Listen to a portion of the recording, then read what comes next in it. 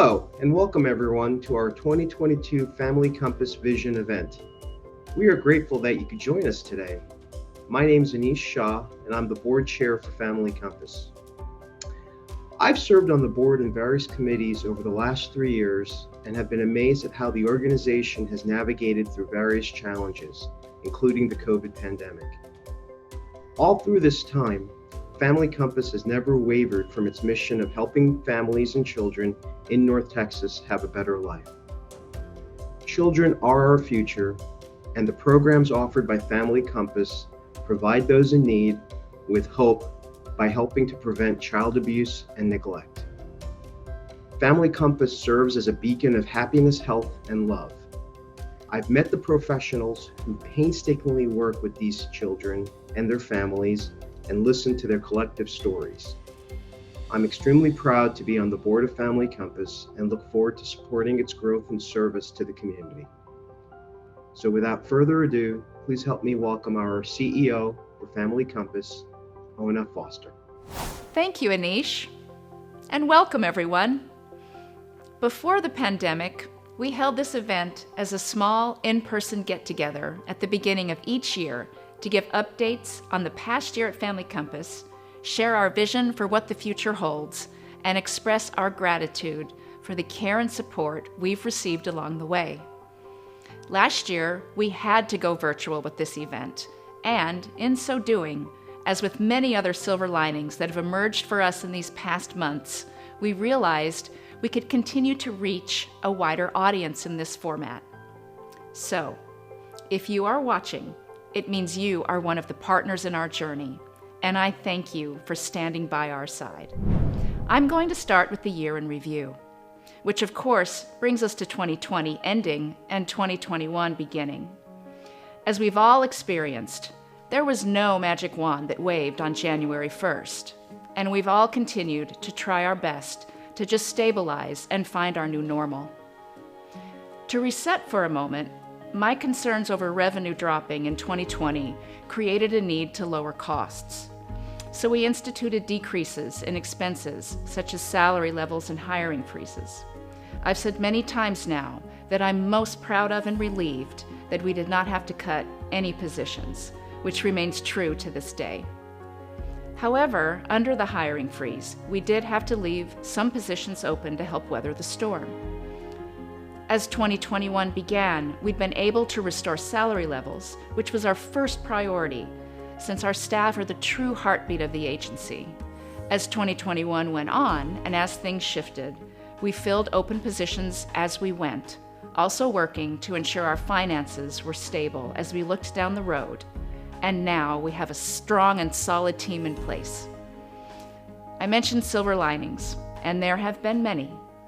One has been the discovery that virtual connection works very well for some families, and also very well for some of our events, and even, as many of you have discovered, for meetings and staying connected at the staffing level.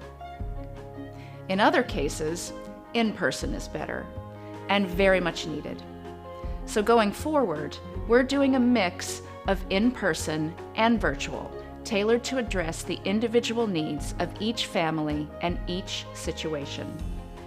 There's no cookie-cutter approach for us, and we've been adept at meeting the unique needs of the parents and children we work with. As many of you know, the parenting classes and in-home mentoring services we provide help struggling parents build skills, gain confidence, and have access to emotional support and resources. This lowers stress, stabilizes their living environment, and strengthens the community. In turn, this decreases the odds that they will abuse or neglect their children. The overriding challenge for us in this mission was the families we work with were experiencing increased emotional difficulties, worried about their children who'd fallen behind because virtual learning just doesn't work well for everyone, and feeling helpless or inadequate to set up home learning environments. Isolation has been a huge factor. Anxiety and depression in our caseloads hit all-time highs, and when children actually started going back to school, parents had to shift gears and guide their children through that process, often while their own personal and work environments were shifting and changing. the families needed us in different ways. Many families needed more of our time, and many of them needed more frequent contact. And we quickly realized that the emotional needs of the families were getting in the way of helping them learn parenting skills. So my team leaned in. We had an opportunity to start a counseling pilot program with graduate student interns to serve our families. So we tried it, and it's taking off.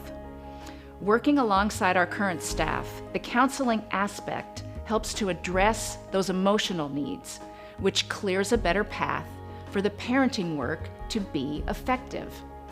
We also leaned in around our work with fathers, something we began in 2019, but have really focused on this past year as integral to helping children feel seen, safe, and supported. Fathers can sometimes get forgotten in the conversation, and we found the ones we work with need and want a better roadmap to support their desire to be the best dads they can be. So in addition to increasing our focus on the unique needs of men and fathers in all of our programming, we expanded our classes in the Dallas County Jail to include men. That's also taken off to the point where we just signed an agreement with the county to continue and deepen our work in this area. Our staff has continued to stay focused on keeping connected with each other through focus groups, continuing work around bias and respect, team building activities, and staff retreats, even including virtual yoga and pumpkin carving. Our Mighty Development team has worked tirelessly to keep us in front of our wonderful supporters and donors, executing a well-received virtual luncheon featuring Liz Murray last April, our creative and fun lip sync battle this summer, the largest North Texas Giving Day we've ever had, and our golf event that exceeded all prior fundraising records and was sold out a full month in advance. They're full on preparing for our 2022 luncheon coming up in April, along with a new Small Wonders campaign geared to encourage small recurring donations that will collectively grow into a consistent pipeline for smooth revenue over time. The overall picture is, we know we can't stop, and we are determined. The families we work with are under elevated risk and stress, and we've continued to lean in and not leave anyone behind. The fight is far from over, and it is very real. The need to spend more time and in unique and deeper ways to meet the increasing needs of our families continues to skyrocket. My dedicated board completed our strategic plan for the next 3 to 5 years. It has growth on all fronts to meet this demand. These are still uncharted waters, and a leap of faith is always involved in running a nonprofit. We're taking on that challenge and balancing it with a solid business plan and a clear path to intentionally expand this mission. And I know we can do it. The reason I know is because of you. Our partners, all of you who stay connected, who are an actual part of this mission, an actual part of stopping child abuse and neglect before they can happen, an actual part of permanently changing lives for children and parents in our community. Our Director of Development, Chad Black, always comes up with a word to represent each year. For 2021, it was onward, which somewhat ironically, even with everything that happened, truly fit because we didn't give up.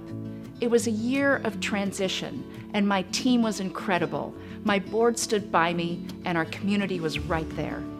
We kept moving onward. For 2022, he has chosen the word rise, and I love it. It absolutely sums up where we are and what we are committed to do. So with that, we will rise to answer the call, to meet the need. We will rise to be what our families need us to be. And we will rise because we know that we are forever changing lives. My 6-year anniversary at Family Compass is this month, and 2022 marks the agency's 30-year anniversary. It's truly hard to believe. I didn't make it this far. And my team didn't make it this far, and our organization didn't make it this far on our own. We made it with you by our side, our steady supporters who cared deeply about children and families in our community and who helped us get through yet another challenging year where we still found silver linings, strength, and hope. I'm truly excited to see how far we will rise in 2022 and beyond.